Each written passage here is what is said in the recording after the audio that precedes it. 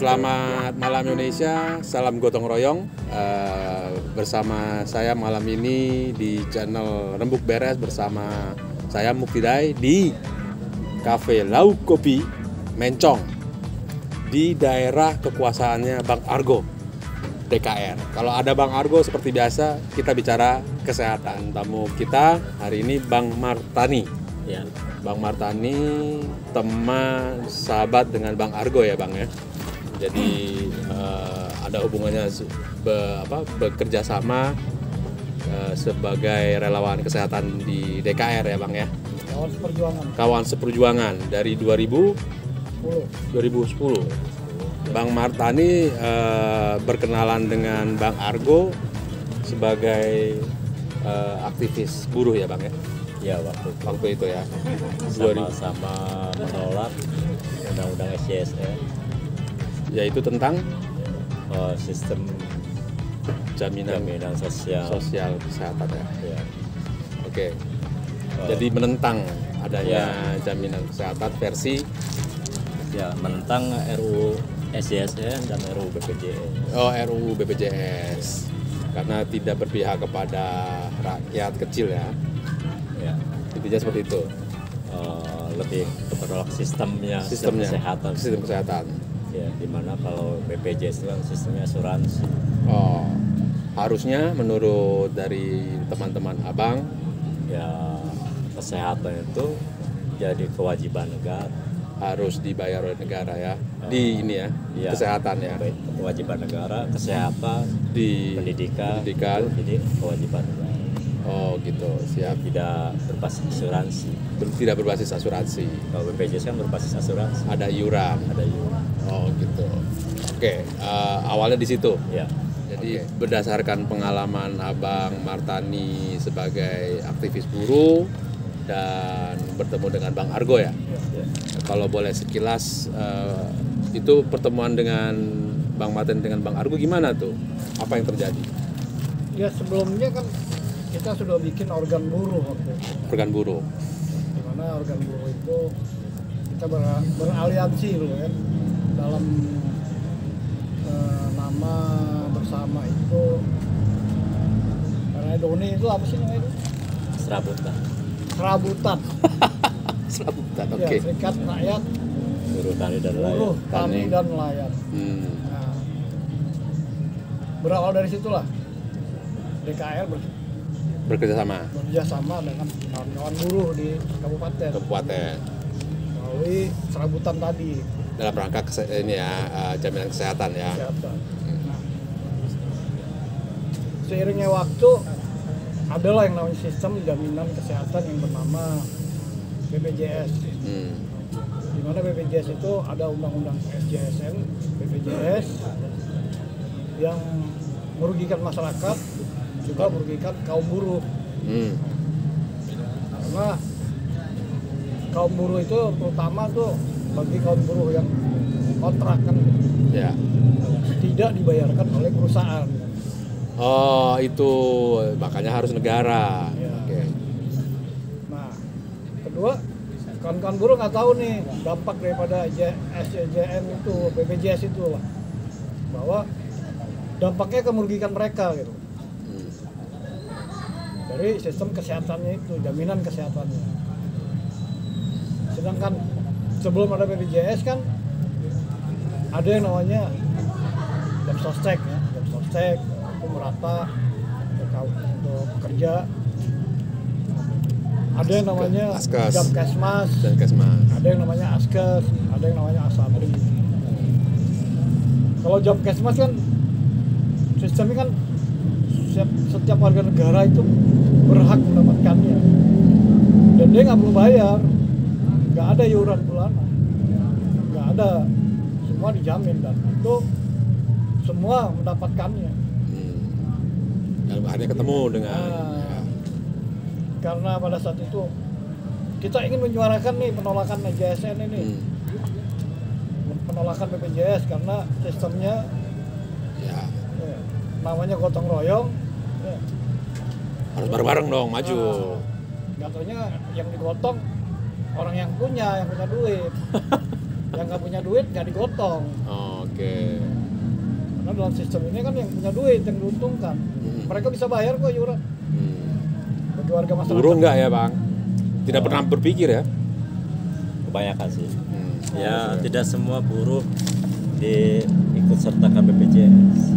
Oke, siap. Nah, Disitulah makanya kita merangkul buruh untuk mengetahui bahayanya BPJS ini untuk kaum buruh, juga untuk masyarakat kaum miskin kota atau masyarakat yang tidak mampu seperti itu. Oke. Nah, karena dari undang-undangnya sendiri kan ada yang mengatakan dalam undang-undang itu bahwa iuran BPJS dari masyarakat ini dikumpulkan bisa diinvestasikan. Jadi peserta BPJS yang bayar iuran tiap bulan itu uangnya bisa dipinjamkan, bisa diinvestasikan. Ya. Dan kedua tidak bisa diaudit. Terus ketiga nggak ada keuntungan buat peserta yang bayar itu. Persentasenya berapa dia dapat tiap bulan dari investasi lah. Oke. Ini persoalan kan. Makanya terjadi deposit itu. Oke, di rumah sakit. Oke. Mana ya kan anggaran BPJS itu merugi. Oke. Karena sistemnya ada undang-undang investasi. Oke, paham. Oke, kita lanjut. Jadi Bang Martani bertemu dengan Bang Argo menjadi relawan kesehatan ya. Ya. Jadi apa yang dilakukan ketika paham yang dilakukan oleh Bang Argo melalui DKR-nya sebagai untuk nolong teman-teman yang sakit dalam hal itu waktu itu jam kesmas ya? Jam kesmas. Nah itu abang apa yang dilakukan Bang Martani membantu setelah belajar itu bertemu dengan DKR? Edukasi soal bagaimana mengakses pelayanan kesehatan. Oke. Ya sebenarnya bukan hanya kepada orang atau kepada yang mampu, yang nggak mampu aja, tapi yang membutuhkan. Yang membutuhkan. Iya. Kata kuncinya sebenarnya kesehatan itu yang membutuhkan ya, sakit ya. Iya, yang membutuhkan. Itu aja sih. Oke. Nah, apa sih yang dibantu? Ya, pernah ada teman yang sakit? Ada. Dibantu apa Bang? Ada berapa orang waktu itu?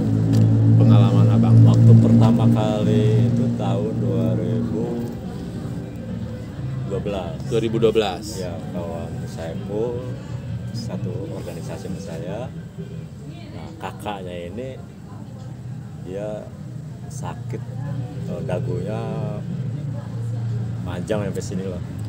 Dia dulu waktu kecil jatuh, terus akhirnya luka. Waktu kecil? Iya, waktu kecilnya sampai dewasa, nyampe dia minder gitu kan. Ketika saya sosialisasi tentang kesehatan, tentang DKR, kawan saya ini tertarik bagaimana mengobati kakaknya ini. Untuk disembuhkan bekas luka itu. Akhirnya saya diundang lah ke rumahnya.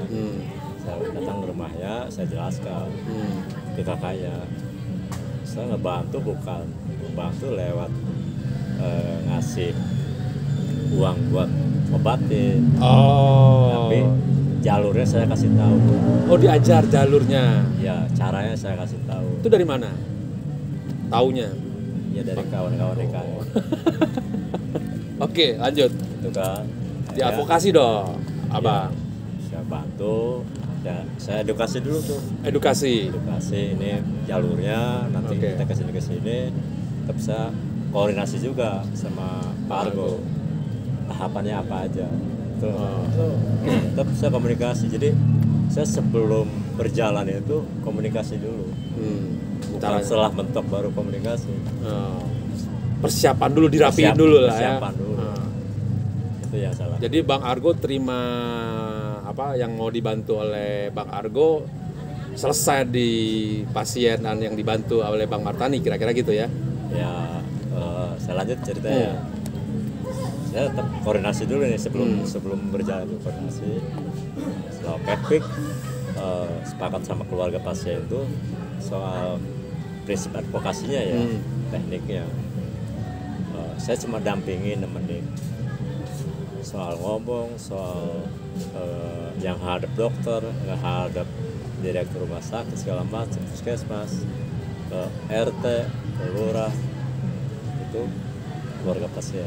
Mereka sendiri Ya, saya cuma nemenin, paling nongkrong di sekitaran situ. Kalau mentok baru ngobrol ke saya lagi, saya arahin lagi. Jalan. Oke. Oh, jadi cuma mendampingi, kasih instruksi aja, tapi tidak berhadapan langsung, Iya, mengadvokasi langsung. Tidak ngambil alih kasus. Kenapa tuh Bang? Kenapa tidak mau mengadvokasi langsung? Tujuannya supaya mereka bisa. Tujuannya biar mereka bisa. Iya. Oke. Setelah bisa, sepatu menular. Oh, ditularkan ilmunya apa Iya. praktik? Ya, harapan saya sih Iya, itu. proses prakteknya lah ya. Iya. Oke. Harapan saya sih itu semakin menular, semakin banyak orang bisa, ya pelayanan publik bisa semakin baik. Membantu dirinya sendiri. Ya. Oke. Kalau saya ngambil alih kasus, mereka akhirnya gak bisa ngapa-ngapain juga ketika punya kasus yang sama, Nggak bisa nolong orang lain. ketergantungan dengan saya, waktu saya banyak kebuang, jadinya Oke. ganggu. Oke. Ya idealnya memang seperti Self advokasi diri ya. Mandiri lah ya. Mandiri ya seperti Yang Bang Pak Martani Saiful ini. itu ya, temannya Saiful itu ya. dia memberikan jalur Hmm. dalam mengadvokasi dirinya sendiri. Dan itu sebenarnya semua warga bisa tuh ya. Bisa, Dan itu mudah. mudah lah. Bener nggak mudah Bang? Mudah dengan ada catatan kecil. Apa tuh contoh kecilnya? Catatan kecilnya itu ya mau ekstra gerak jalannya gitu kan, omongannya ekstra. Oh, ada sedikit apa namanya ngelawan ya dengan berhadapan langsung dengan birokrat ya, kira-kira Ya. gitu ya. Saya sih gini ya, kalau dipakai cara baik-baik nggak mempan, ya udah pakai cara yang lebih baik. Oh, sedikit keras. Lebih baik ya. Oh, lebih baik. Iya, lebih baik lah. Oh, Lebih keras lah. Kalau Lebih keras. baik-baik nggak mempan, kasih yang lebih baik lagi. karena itu hak mereka. Iya, Hmm. kita punya hak. Jadi tanamkan sama Bung Martani ini adalah kamu punya hak. Kamu harus berani karena hak. Oh, Harus pede. harus Karena pede. hak itu ada di dalam undang-undang. Oke, siap. Kayak itu. Sekarang gini, Pak. Kita masyarakat biasa datang ke instansi kecamatan ngurus KTP atau KK atau apalah dengan baju biasa aja, umumnya itu kan disepelekan, Oke, dan saya alami sendiri. disepelekan. Iya, Pak Camatnya nggak ada. Hmm. Ya udah, terus dengan cara baik-baik kan, isi gitu. Wah nggak mempan. Cara yang lebih baik lagi, mulai pakai urat dikit. Kok kayak di pingpong? Oh itu, kok Iya. kayak di pingpong. Oh iya. Ini Pak udah, Hmm. itu ngurus di kecamatan. Termasuk di puskesmas juga sama. Hmm. Yang terakhir di Dinkes juga sama. Kok di pingpong? Iya, saya ditolak. Hmm. Ini ketika kasus saya sendiri ya. Hmm. Istri melahirkan, sesar, BPJS 3 tahun nggak kebayar, Hmm. Ya, benar. bawa ke rumah sakit, Yang penting masuk rumah sakit dulu. puskesmas dulu, Hmm. rumah sakit. Mungkin umumnya yang terpikir adalah nyari utangan, Oke. cepet kan? Ya saudara-saudara udah nawarin Hmm. jalan bebas. Cuma saya dalam berpikir, oke lah, selesai 2 hari dengan bantuan utangan. Hmm. Tapi ke depannya itu belum tentu setahun beres Hmm. utang itu Utang ya. buat biaya sesar ini. Dalam kondisi kayak gini, ini ada yang harus bayarin, bukan utang. Siapa yang bayarin? Negara. Negara. Karena hak Saya Bang punya Martani. hak sebagai warga negara, hak atas kesehatan. Nah, saya akses tuh. ternyata dalam pelayanan publik saat ini di birokrasi kita itu kan masih wataknya feodal. Dia merasa birokrat itu kayak raja-raja kecil. Warga biasa itu kayak apa ya? Kayak hamba lah. Ketika orang yang datang pakai mobil, bajunya berdasi atau rapi, wangi, mereka segan baru berlayar. Tapi ketika orang yang datang bajunya beleng, lusuh, itu diabaikan. Oke. Itu yang terjadi. Termasuk ya saya sendiri pun, saya ditolak BPJS, bukan BPJS, surat jaminannya di Dinkes kabupaten. Terus saya tanya, kebijakan lainnya apa Bu? Dengan enteng ya, Bapak bayar aja BPJS yang tertunggak paling 2 juta 3 juta. Enteng banget itu ngomong. Iya. Nah ini celah saya nih buat masuk omongan. Oke. Bu, maaf. Harusnya Ibu menanyakan kenapa BPJS-nya selama 3 tahun nggak dibayar. Ada masalah apa? Kalau 3 bulan yang lalu, 2 bulan yang lalu saya ada duit 3 juta, udah saya bayarin.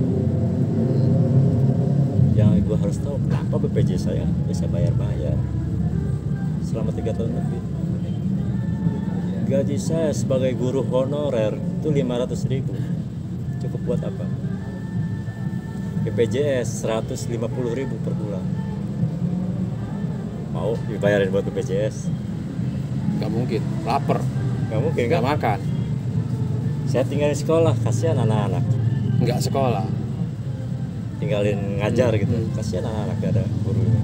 Oh gitu. Ya, saya nggak honor di sekolah swasta. Nah, ya sambil ngajar, saya sambil jualan. Pagi ngajar di sekolah, siang saya jualan keliling. Karena 500.000 sebulan nggak cukup. Nggak cukup juga ya buat bayar BPJS. Tetap nggak cukup. Kita tahu itu kan.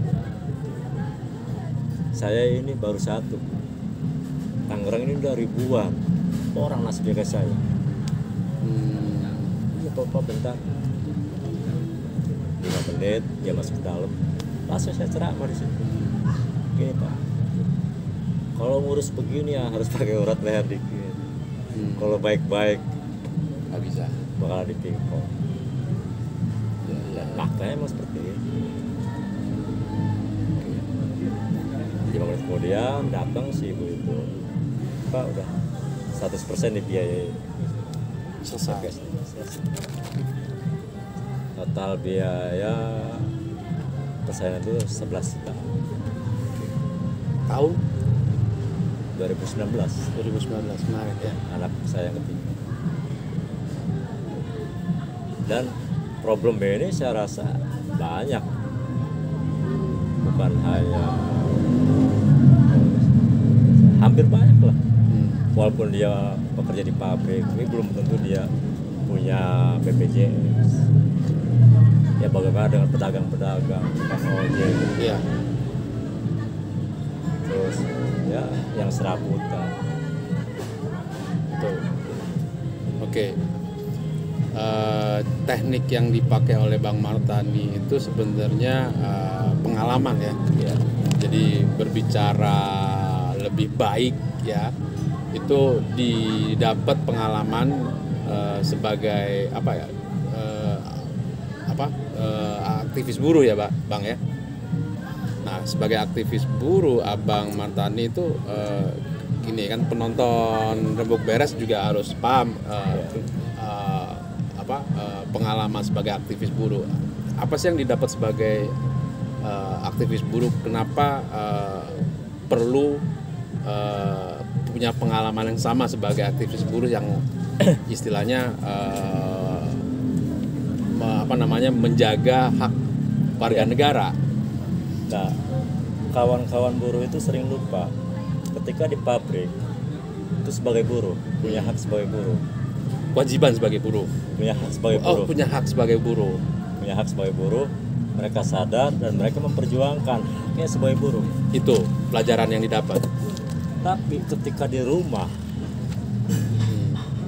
lupa sebagai warga negara, punya hak sebagai warga negara. Hmm. Oke. Nah, hak sebagai warga negara, hak dasarnya salah satunya kesehatan, pendidikan. Di pabrik kita berjuang soal bagaimana upah sesuai undang-undang, BPJS, segala macam. Nah, ketika di rumah kita pun punya hak terhadap negara. Jadi perlu diperjuangkan. Diperjuangkan juga. Dan pada nantinya nggak selamanya jadi buruh, tapi kita akan selamanya jadi warga negara. Oh, jadi tidak selamanya sebagai buruh, tapi selamanya sebagai warga negara. Selama negara ini ada. Iya. Dan punya hak Dan punya hak. dan dijamin negara kan. Dan Betul. harus diperjuangkan juga. Dan ada undang-undangnya, undang-undang Ya. pasal 45, Oke. pasal 28 H. Mana setiap warga Merinding juga tuh saya dengar tuh. setiap warga Tidak negara, selamanya buruh, jaminan- tapi selamanya sebagai warga negara. Paham. Paham kan? Ya. Perlu diperjuangkan juga haknya. Ya. Nah, itu. Jadi militansi, semangat, pemikiran waktu memperjuangkan sebagai hak buruh diimplementasikan ketika kita di rumah sebagai warga negara. Oke. Perjuangkan haknya sebagai warga negara.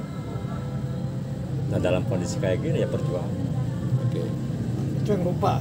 Yang Itu yang lupa. lupa sampai sekarang. Banyak kan? Hak sebagai warga negara. Sampai sekarang. Oke. Nah, ke pertanyaan lagi kita balik. Bang Martani ini menjadi buruh itu apa penyebabnya? Kenapa bisa jadi buruh? Ya perjalanan kali. Perjalanan. Apa tuh perjalanannya, Bang? Kebutuhan lah. Apa lah? Karena orang- Apa yang mau diambil istilahnya, Bang? Karena orang Kalau- harus kerja pada saat ya. itu. Iya. Harus kerja. Ketika lulus sekolah unskill, Unskilled. Ya. akhirnya mau gak mau ngejual tenaga. Menjual tenaga Karena itu sebagai buruh. sebagai buruh. Hanya ada pilihannya sebagai buruh. Ya. Bapak saya tukang kayu, Hmm. tukang bikin kayu, segala macam bisa. Peralatan skoper. Nah, ini kalau cerita pribadi ya. Iya harus. Burung ditanamin waktu kecil cita-cita jadi dokter. Yang dipelajari bukan gergaji, bukan alat ukur, tapi matematik, biologi, fisika, matematik, biologi, fisika, kimia. Itu yang dipelajari. Itu aja. Ketika- Disuruh jadi dokter. Ya, ketika lulus cuma punya itu, Oh. punya ilmu hitung, punya ilmu ini. Dan Skill gergaji nggak bisa walaupun ada alatnya. ya. Skill ini nggak bisa. Mau nggak mau jadi buruh. Dan hampir semuanya waktu itu kan Buruh-buruh yang generasi kita dididik, didoktrin untuk membenci profesi orang tuanya. Oh, Petani didorong anaknya jadi harus lebih apa. baik dari petani. Jangan kayak bapak jadi petani. Hampir rata begitu, Oh gitu. ya kan? Iya. Padahal sebuah profesi itu baik. Baik. Sebenarnya menjadi petani juga bisa lebih baik. Ya jadi baik, bisa baik. Jadi buruh juga baik. Oke. Saya sih tidak memandang buruh itu profesi Oke. yang apa. Egaliter. Stat pernyataan Bang Martani menjadi buruh itu bisa jadi lebih baik. Ya. Kenapa bisa begitu, Bang? Pengalaman Abang? Waktu itu mungkin gini, ada dorongan dari orang tua gitu kan, jangan kayak bapak Orang gitu tua. kan, punyalah cita-cita. Akhirnya si anak-anak belajarnya fokus ke cita-cita, bukan belajar sambil belajar yang dikerjakan orang tuanya. Skill orang tua harus gitu Iya. ya didapat juga. Akhirnya ketika lulus dia punya ilmu teoritis semua. Teoriti ya, Semua. teori. Sedangkan skillnya nggak ada. Nggak ada.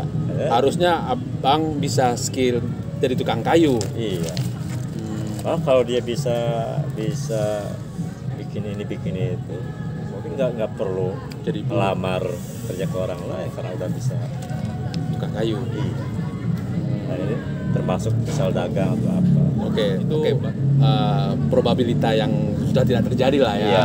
Sekarang menjadi buruh. Tadi Iya. statementnya Bang Martani, menjadi buruh bukan hal yang buruk, Iya. tapi bisa jadi lebih baik. Maksudnya apa tuh Bang? Pengalaman Abang nih. Bukan lebih baik. Semua pekerjaan itu baik. Semua pekerjaan baik. Oke. Iya. Oke, pengalaman. Mau buruh, mau petani, mau Oke. pemulung. Pengalaman Abang bahwa buruh adalah pekerjaan yang baik. Apa ya pengalaman yang bisa dibagi, Bang? Ya sederhananya orang bekerja itu baik, itu aja sih. Selama itu bekerja baik. Oke. Ya, kita harus egaliter, sama memandang profesi. Itu aja. Nah, yang membuat kita lebih baiknya berguna nggak untuk orang lain? Oh, makanya jadi aktivis buruh. Salah satunya itu. Nah, apa yang didapat sebagai aktivis buruh, Bang? Yang mesti dibagi sama teman-teman di penonton podcast. Mungkin pengalaman, pengetahuan, karakter. Ya, istilahnya gini. Buruh itu ada suka dukanya, Bang. Ya. Apa lebih banyak dukanya, apa lebih banyak sukanya, Bang?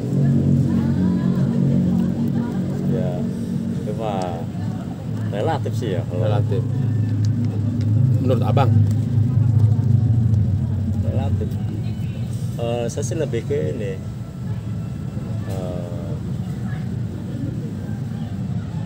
Apa ya? Jadilah buruh yang cerdas. Buruh yang cerdas. Jadilah petani yang cerdas. Jadilah pemulung yang cerdas. Oke. Nah, aja sih. Semua profesi baik. Nah, yang membedakan itu isinya. Oke. Apa isinya, Bang? Menurut Ya, Abang? pengetahuan. Oke. Abang jadi terus belajar dong. Iya.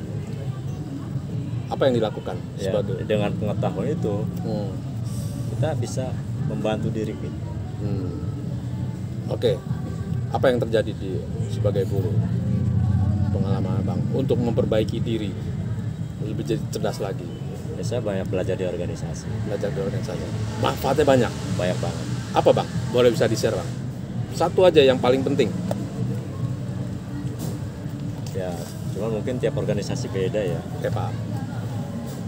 Saya di organisasi saya yang terbenam tuh soal militansi.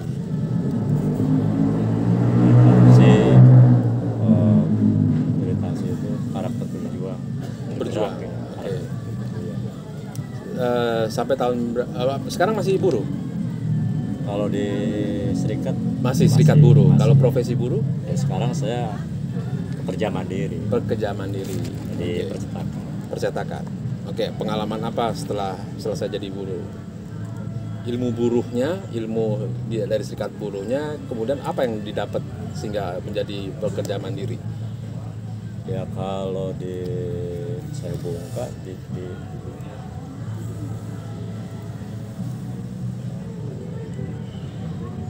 dihubungkan ya. Ya semangat saya waktu di aktivis buruh saya pindahin ke wirausaha ini. Gitu. Semangatnya, Semangatnya. militansinya. Oke. Beda dong jadi buruh menjadi pekerja mandiri. Usaha lah ya. Ya, Usaha. Berusaha sendiri apa tuh pengalaman yang paling berharga dengan militansi? Apa ininya yang bisa diceritakan? ya sebenarnya kurang menarik ya kalau soal itu. Apa yang menarik? Benar. Oke. Kalau menarik. Paling enggak Gimana, Bang? paling dengan pengalaman di buruh, dengan karakter militansi, semangatnya ini, dia usaha mandirinya ini bisa membuatnya dia menjalankan usaha dengan semangat. Apapun ya, apapun Iya, profesinya. semangat militansi tanpa mengenal lelah, dan kepercayaan dirinya lebih terbangun. Terbangun. Nah, Oh gitu. dalam usahanya itu, ya nggak? dengan pengalaman diri buruh, Bung Martani ini mendapatkan sebuah kepercayaan yang sangat tinggi sehingga apapun bisa dijalankan. Jadi nggak berpikir lagi, ini usahanya untung apa rugi, yang merugikan enggak. Gitu Bang? Ya. Jadi jalan terus. Jalan terus. Itu yang terbangun. Karena Jadi- landasannya semangat tadi kan. Iya. Meditasinya Kalau saya tadi. bilang nggak menarik, kurang menarik ya kalau buat ke orang. Ya kalau umumnya kan apa sih hasilnya properti kan? Itu nggak ada. Enggak, properti nggak ada. Ekonomi rakyat dia jalankan. Tapi secara kemandirian saya dapat. Oke, Mandirian, keorganisasian saya dapat. oke. Bagaimana ekonomi berjalan, organisasi tetap bisa berjalan. Oh gitu. Jadi Bang Martani menjadi pekerja mandiri berusaha, tujuannya juga intinya membantu organisasi buruh. Ya salah satunya itu, kedua saya sampling, nyontohin, memberi contoh, memberi contoh. Karena bagi saya pimpinan itu kayak imam imam. sholat, Hmm. bukan penceramah yang bisa. Ya, Oh. cerita. Kalau imam Artinya- itu Allahu Akbar sujud ya imamnya sujud dulu, baru Oh, gitu. makmumnya sujud. Oke. Nah ketika ada gagasan program pembangunan ekonomi, Abang- saya dulu yang lakuin, Oke. nyontohin. Iya, militansinya dia bisa dibuktikan dengan Militansi Dia- itu. dia tidak malu jualan kopi pinggir jalan dengan sepeda. Oke, oke. Saya di oke. Serikat Buruh waktu itu sebagai Dewan Pengupahan, Dewan Pengupahan Kabupaten Tangerang, perwakilan buruh. buruh yang duduk di Snaker. Kedua, dari sisi akademik, saya sarjana teknik kimia. Oh ya, Iya. bisa Bang. Hah? Bisa kuliah dengan upah buruh. Bisa. Cara sih gimana? Ya, prihatin. Prihatin. Iya. Lagi-lagi militansi lagi ya. Militansi. Iya. Dan ijazah saya tuh baru 2 bulan terakhir saya ambil. Gara-gara nggak bisa lunasin. Bukan. Apa? Saya takut tergoda pakai ijazah itu. Saya megang tadi nyempling diri bagaimana mengembangkan ekonomi Nggak pakai dengan ijazah, modal seadanya. tanpa ijazah. Oke. Dengan tanpa embel-embel sarjana. Ya, Bang Elbel. Contohin dari seadanya. Ketika misalnya Sarjana teknik ya, kimia. ya ketika kawan-kawan malu, ya dasarnya apa malu? Ya, ya, ya. Dari si akademik lebih tinggian mana? Hmm. Kawan-kawan serikat buruh apa dasarnya malu? Dari si jabatan lebih tinggian mana? Kawan-kawan dari sisi finansial ter-PHK punya pesangon 10-an juta, lebih tinggian mana? Saya cuma 5 juta. Cuma 5 juta untuk memulai usaha. Dapat Pesangon. jasanya lah ya. Wah. Dari situ dapat pesangon baru memulai usaha. Dengan 5 juta. Iya. Nah, kalau minta mau bisa dikasih 50-60. Masa nggak minta? Nggak diambil, Sengaja ya. sengaja. Alasannya Ya buat nyontohin. mencontohkan bahwa dengan modal seadanya itu kita bisa mandiri bertahan. Bangun mandiri. Saat ini kan mindset wirausaha itu modal yang utama itu adalah uang. Oke. Kalau saya berpikir mindset modal utama itu manusia. Iya manusia. Manusia. Yang ada dalam diri manusia. Ini mulut, Tangan, kaki, dan kulit. dengkul. Asal mau jalan, mau ngomong, Asal mau jalan, mau ngomong, mau mikir, mau mikir. olah. Itu aja. Iya. Itu dulu kan. Itu dulu. Ada nggak dalam diri kita? Oke, satu. Ada Kalau langkah ada, berikutnya? Jalani. Jalan. Enggak kan jalan, mikir, ngomong. Iya. Itu sudah bisa. Ya udah, Langkah berikutnya jalanin. jalanin. Jalanin usaha itu. Mau gagal, mau sukses. Itu. Kalau gagal, Ya mikir lagi. oh mikir lagi. Ada salahnya di mana gitu ya. Ya, saya berprinsip Evaluasi namanya. Ya. Ketika ada masalah itu ujian. Artinya mau naik kelas. Oke. Dari SD ke SMP diuji dulu. Kamu naik kelas. Ya. Dari SMP ke SMA diuji dulu. Ya. Kamu naik kelas. Oke, gini. Buruh jadi sarjana teknik kimia. Kan itu profesi mentereng, Bang. Ya, Skripsinya apa, Bang? Kok buruh jadi sarjana teknik kimia? skripsi saya perancangan pabrik DOP, dioksid phthalat, plasticizer. Oke. Ya kalau masyarakat umum yang ngerti sih bahan-bahan buat plastik. Mendirikan Perusahaan pabrik, bikin blueprint perusahaan. Itu bisa dijual Bisa dijual ke pemodal. Iya. Butuh dari skrip Kalau punya aksesnya mah. enggak bikin pabrik di skripsi itu butuh modal. Abang kan buruh. Bukan, maksudnya Maksudnya gini, skripsi abang bicara bikin pabrik harus berpikir sebagai pemilik modal dong. Iya. Butuh berapa, Bang, ya tergantung skripsi ya. skripsinya? Dan itu aturan di sekolah. Ya, emang waktu itu buat skripsi teknik kimia harus skala Makro, bukan skala UMKM lagi. bukan skala UMK. Iya, harus yang makro. Emang ada skala UMK bikin pabrik? Ya paling itu larinya ke jurusan kewirausahaan ya. Kewirausahaan, bukan teknik kimia. Kalau saya teknik kimia, jadi lebih hulu lagi. Jadi, skripsi abang bicara tentang makro, bisnis besar. Iya. Pabrik plastik lah waktu itu ya. Saya dengar plastik. Iya. Emang ada versi yang bikin pabrik plastik yang versi UKM? Ya kalau ala wirausaha ya ada. Butuh berapa, Bang? Ya tergantung kondisi. Sebenarnya kan bisa dilihat dari kondisi lingkungannya, sekitar ada potensinya apa, baru nanti estimasi biaya. Lebih ke situ sih. Riset kondisi lokalnya dulu, dilihat itu ada potensi apa. Kayak misal di Rajek itu kan sampah, katanya gunung sampah, ya di Waringin. Oke. Itu kan bisa potensi yang adanya kan sampah. Bagaimana industri bukan sih merancang perusahaan berbasis sampah tadi. Saya lebih tertarik ngerancang itu. Bukan merancang perusahaan besar. Iya. Skripsi yang dibikin selama 8 bulan lebih itu bisa dipraktekkan. Nah saat ini skripsi saya cuma nongkrong di perpus. Begitu. Jadi berdasarkan pengalaman abang, sebenarnya bisa mendirikan pabrik versi UKM. Iya.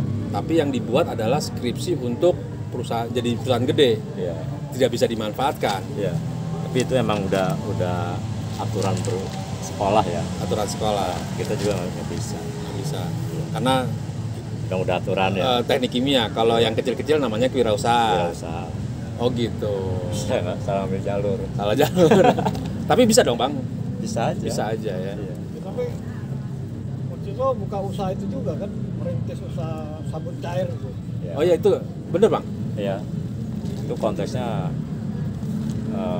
buat penguatan ekonomi organisasi.